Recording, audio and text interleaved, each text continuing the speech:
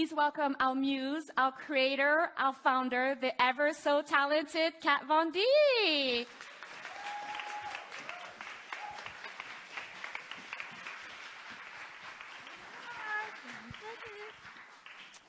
Oh my gosh. Hi. Finally. I'm so excited. I think before we start, there's 2 cameras that just turned on. I think we should say hi to a few people, your fans. Yeah, so as some of you guys know, we're live streaming this. I just thought it was too much beauty to not share with the whole world. So thank you guys for being such a big part of this with me. So yay! Hi. And so, we're going to do a Q&A with Kat. They're really waiting. But at the end, we're going to be asking, making sure that we've covered all your questions. So if you want to think about some questions that you want to ask Kat, please, think about it, and we'll absolutely make the time. Does that sound good, Kat? I love it. I love it. Okay, cool. And so, Kat, we're so excited that you're in London. Why did we have to wait so long? Oh my God, it's been crazy. How many years has it been now of having to deal with comments and angry people in the UK for having to pay so much? I feel so bad that just shipping all the makeup across just costs more than the makeup itself. And I think for me, as I'm not sure if you touched on this earlier, it's always been so important that my price point stay at a certain range where it doesn't sacrifice the quality of the makeup, but makes it accessible because, growing up, I guess, pretty ghetto myself. I couldn't afford a lot of the fancy stuff, and it really, I feel that it's important that everybody, have access to these tools of self-expression. So, I remember, did you guys talk about Lolita earlier? A little bit, yeah. She's wearing it right here. Yay, I love it. Which formula, Everlasting or Studded Kiss? Do you know which? Oh, she's texting. She doesn't care about my presentation. Just kidding. I'm just kidding. Oh, nice, Everlasting. Yeah, I love that formula too. So when we first launched the Studded Kiss collection, it was 30 shades, and Lolita was just such a huge hit that it sold out instantly. And then I remember, and I still have this screenshot saved on my phone somewhere, and it was some asshole in the UK was selling Lolita for $3,000 on eBay, and there was 25 bids. And I remember going, oh my God, please don't pay that much money because it's going to come back in stock. And so now you guys won't ever have to deal with having, bidding wars on eBay and stuff. You have the accessibility, so that was really important to me. And so why Debenhams? Well, it took us so long to find a really good partner. I'm not sure if you guys are familiar with Sephora out here. I'm sure you guys are. It's every girl's best place to go to shop, and every boyfriend's nightmare. But it's to me, partnering with Sephora in the States was such a no-brainer because they really got me and they really backed my vision, and from an ethical standpoint to a creative one. And so for me, it was really important to find a partner here that was on the same level, as well as having the distribution, because I think it does suck when you launch somewhere and it's only accessible in one tiny little store, and then everybody has to travel to try and find it, and then you have the eBay problem again. So Debenhams is a great partner in that sense, and I'm excited to be able to be in the UK and in Ireland as well. So awesome. And so I shared with the group a little bit about your success, in North America, actually, in the rest of the world. How do you explain this, if you can? I don't know. I'm still trying to figure it out myself. But we were walking up the stairs, and I mean, how beautiful is this building? I'm in such awe. And I was telling my friend, growing up in Mexico, I was born there, and we just had, we really didn't have, we had packed dirt floors. As a child, I just remember running across them, and that was a luxury to me. And then to be able to sit here with you and with you guys and in this amazing temple of beauty, it's just I can't even say that it's a dream come true, because I don't think I could have dreamed this up in my wildest dreams. So yeah, this is a gift. Did they warn you that I talk a lot? I hope they did. And so at what age did you start loving makeup? I don't remember. Probably too young of an age. I started wearing makeup when, let's see, like a lot of girls, I snuck into my mom's makeup drawer and was playing around with lipstick, and I liked it. But it wasn't really until I got into, punk rock music that I really started using makeup as more of a form of self-expression. I think most girls probably get into it to, try to look cute and stuff. And for me, it wasn't so much about that. I remember, getting my hands on some cheap black nail polish, and it was just the way that I felt. You know, it wasn't so much about trying to portray anybody or you know, achieve a look. This is obviously in the time back in my day when we didn't have the internet, so it wasn't like there was, you know, influencers and social media to like brag about your skills. It was just more, I guess, going against the grain. And I feel like I still do my makeup that way. You know, I think like today, my makeup was inspired by the music I was listening to, and you know, so I think it's more about how I feel versus trying to look like something. But yeah. And so, what truly inspired you to create a beauty line? Well, again, I don't think I could say that I was inspired to create a makeup line. I think I was lucky enough to have the opportunity, you know, after, you know, being on successful TV shows like Miami Ink and LA Ink. I think there was this kind of appreciation, or maybe a curiosity, an interest in how I did my makeup, which is kind of funny because I grew up most of my life getting made fun of for how I did my makeup. So, but I think when I sat down with the creative team at Sephora, we were all so surprised that that it wasn't just, you know, a person who randomly wore makeup. I truly had a passion, and I still have a passion for it. Some people think that I'm a makeup artist, and by no means am I a makeup artist. I think I have way too much respect for real makeup artists to just throw that term around, and, you know, but I think I'm more jealous of makeup artists because, you know, I kind of wish I knew what the hell I was doing instead of just MacGyvering it, but yeah. But so, you know, through, you know, your inspiration to create a beauty line, actually you have incredible products and they are hits after hits. And so what's your creative process? Well, I mean, the creative process for me, if you ask my team, it's quite annoying.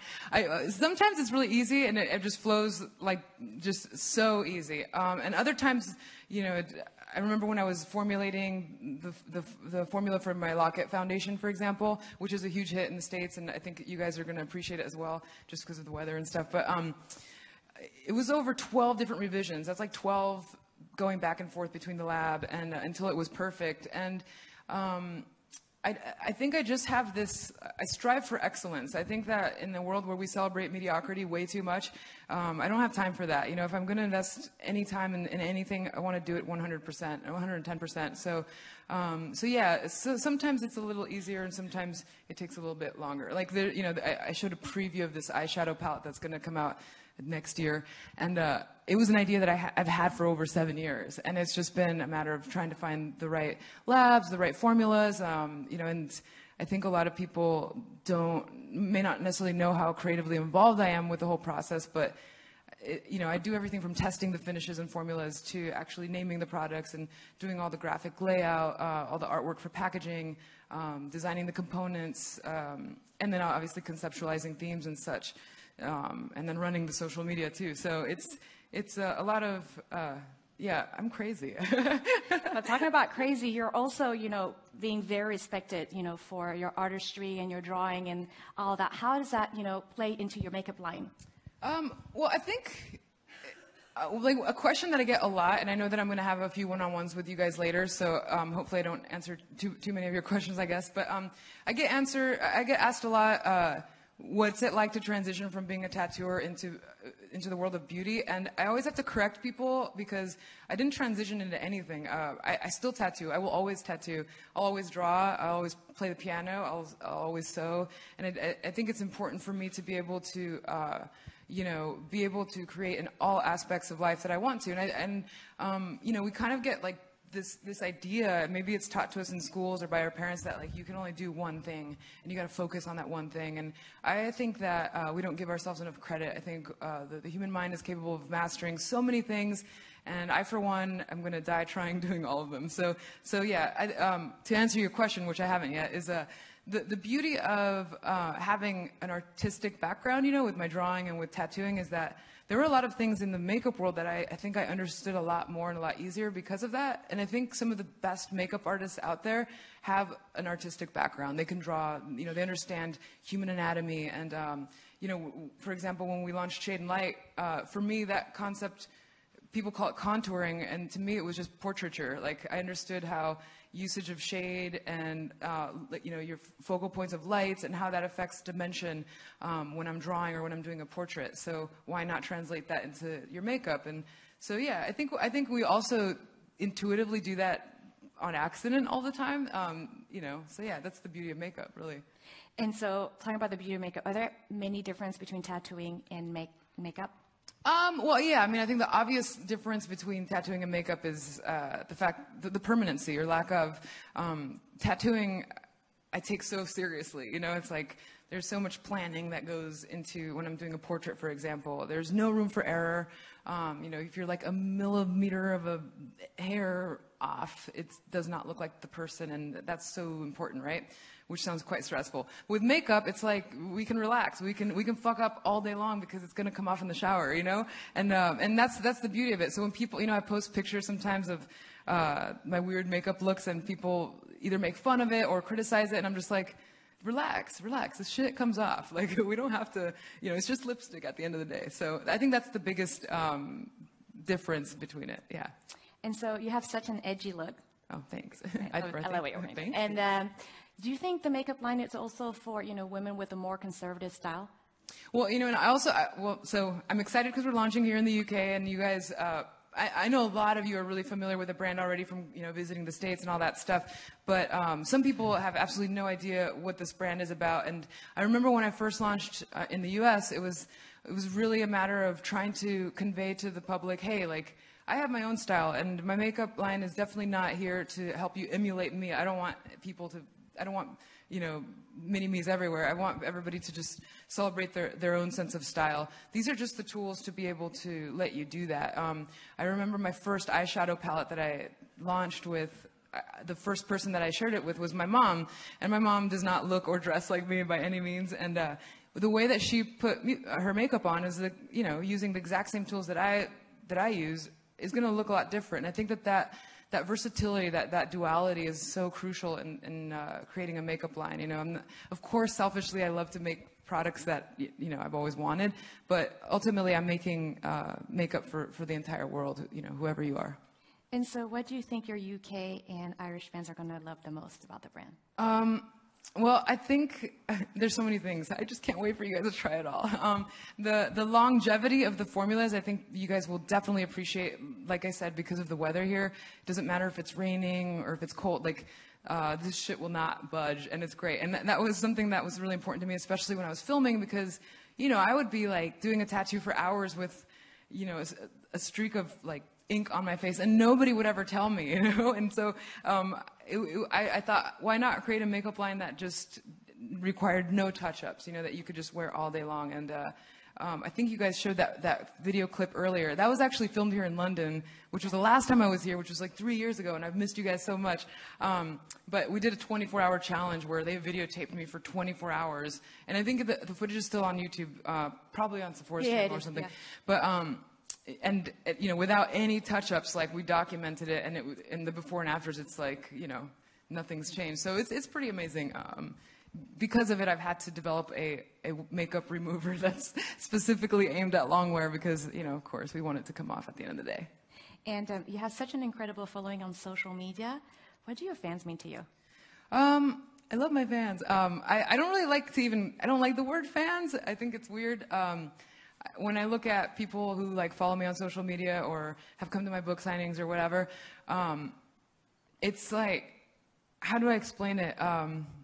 I've been like an outsider all my life. Like, you know, I've always felt like I didn't belong, not just within school and friends circles, but like even within my family. So when I meet people that I connect with on, whether it's on an artistic level or, you know, music level or whatever, like, these are all the people that I wish were around when I was a kid, because then I would have had so many friends in school, you know? And so when I see like my fans, like, they're really just my friends. And so of course they mean the world to me. I love my fans, yeah.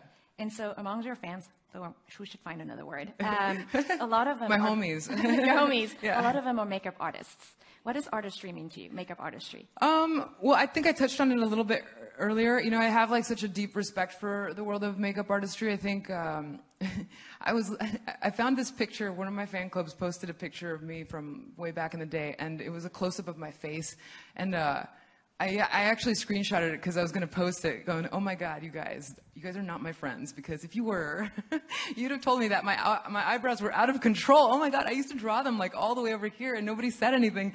And so these are all things that I've learned over the years from working with makeup artists of like, not, how to correctly do something, but I think is like how to most effectively use makeup. And so that's something that I wasn't trained, I didn't go to school for. So I think that's why I definitely have like the utmost respect for the makeup world.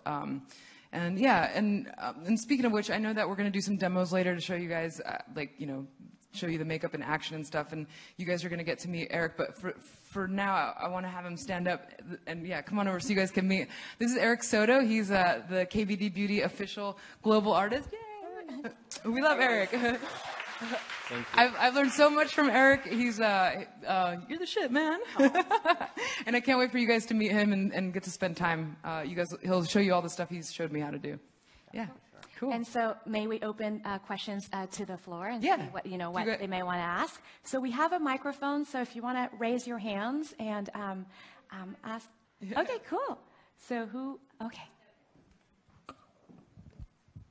Hello there. Oh, hey. Hi. Hi. How did you get into tattooing?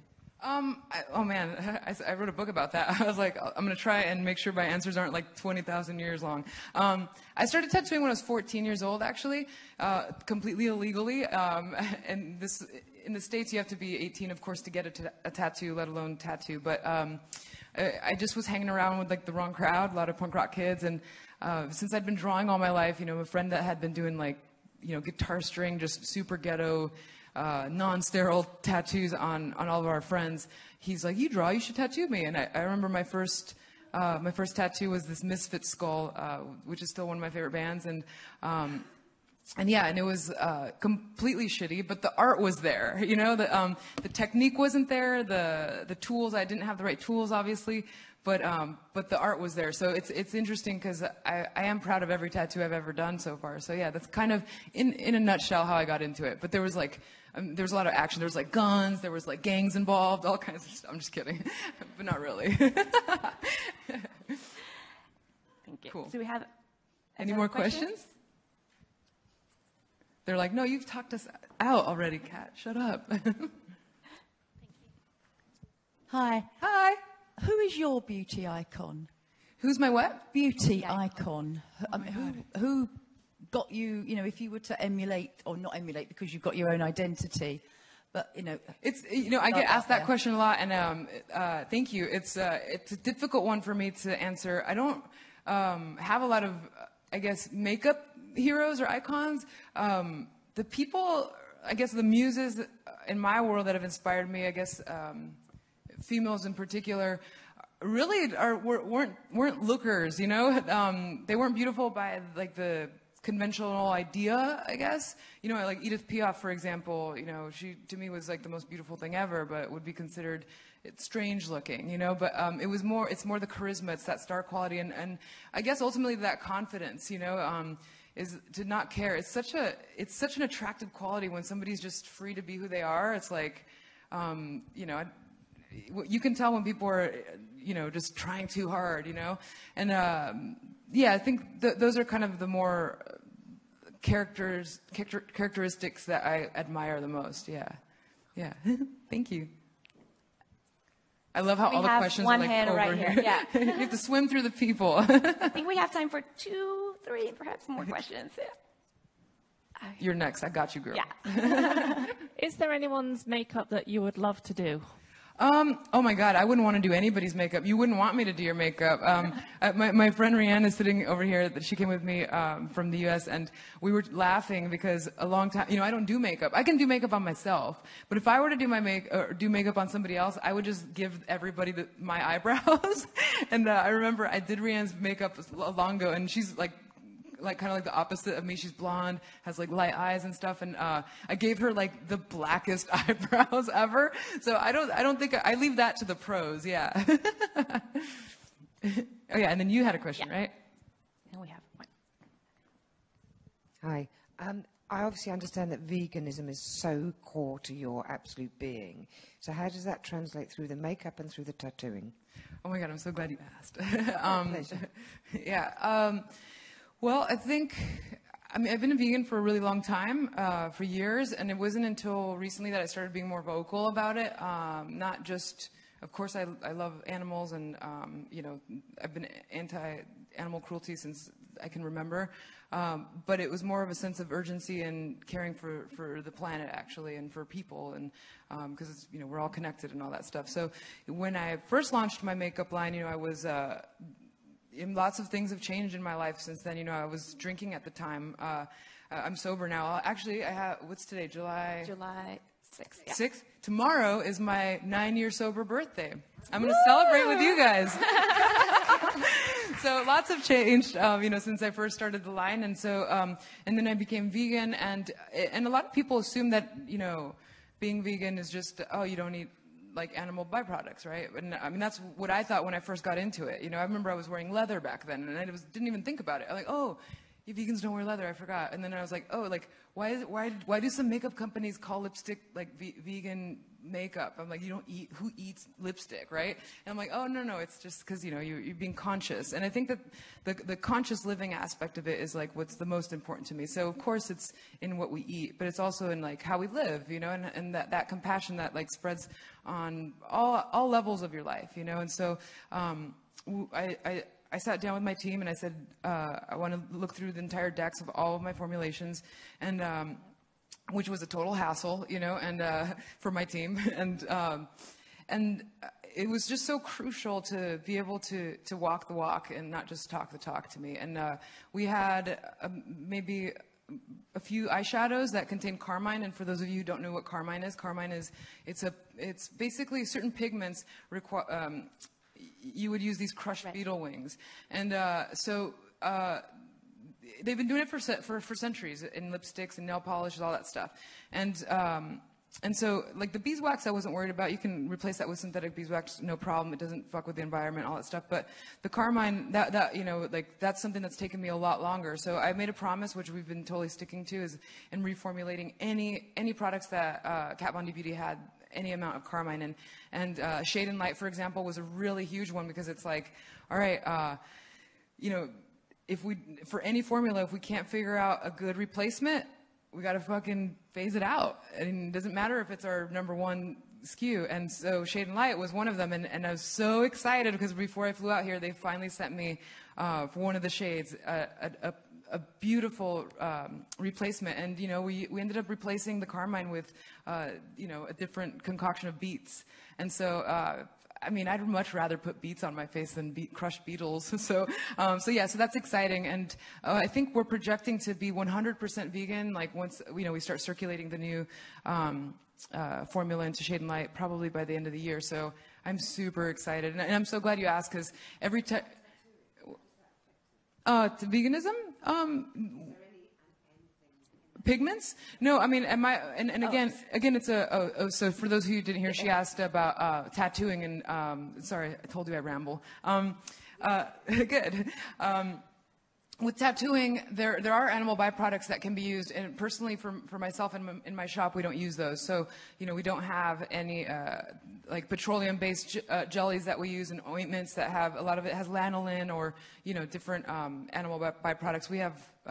We're a vegan shop, which is exciting. Pigments, the same thing. I mean, the truth of the matter is that, come on, we are so innovative. We have the technology to not have to do that. So why the fuck is it laziness? Is it an industry? It is an industry. And same with animal cruelty, all these antiquated things that we continue to do, because it's like, okay, why are we testing on animals when there's no new information? It does absolutely nothing. There's no new ingredients that, you know, are life-threatening, and it's just it's a big business. And so for me, it's really a huge deal. And as you guys will see, once we start launching new stuff, I'm super vocal about anti-animal testing, and I know that this is a place that really backs that, and another reason why I'm happy to be here. So yeah, it's all very exciting. And I think it's important that and I'll be quiet soon, but I just think it's important that everybody, you know, harnesses their own power, because just because I have a makeup line or because I have X amount of followers, that means nothing. Like, you can be as influential within your circle. And, you know, I can post 1 million vegan tweets. It doesn't matter. The most effect I've ever had is when I have a one-on-one conversation with people. So I feel like if we all know and understand our own power, then we, you know, use it for good and in whichever capacity, whether it's for animals or human rights or the environment or whatever you see fit. But yeah, so it's important. You know, I mean, what's the point of all this, right? Yeah. Thanks for asking. I think we have one question. Do you want to pass the microphone? Sorry. Thank you. You guys are so beautiful. Oh my God, like a sea of beautiful flowers right now. Well, I love the fact that unconventional beauty icons like you are around. And I wanted to ask, do you still think there's a stigma surrounding women getting tattoos? And do you think this beauty line that you're creating is a sort of response to that? You know, I think there's always going to be a stigmatism, a negative one, that surrounds tattooing in general, and that's okay. I'm not worried about it. But I think we're in a really exciting time, especially in the world of beauty and fashion and everything, because when I first launched, I remember the team was like, we should come out with a black lipstick or a blue lipstick. And I'm like, no, it's too Hot Topic. Do you guys have Hot Topic here? You don't know what that is, do you? Okay. It's like a place where like goth kids go, like in the mall or whatever. But it's kind of, it would be, it's not like a luxe brand thing to do, you know? And so we held off on it. But now, like fast forward to what, 8, 9 years. Yeah. I mean, it's so chic. It looks so beautiful on people. Black nail polish, Chanel has it. I mean, every high-end brand has, you know, a black lipstick now. So that's, I think, an exciting time. There's like a lot of these stigmatisms around this idea that like looking different is bad is actually really turning around.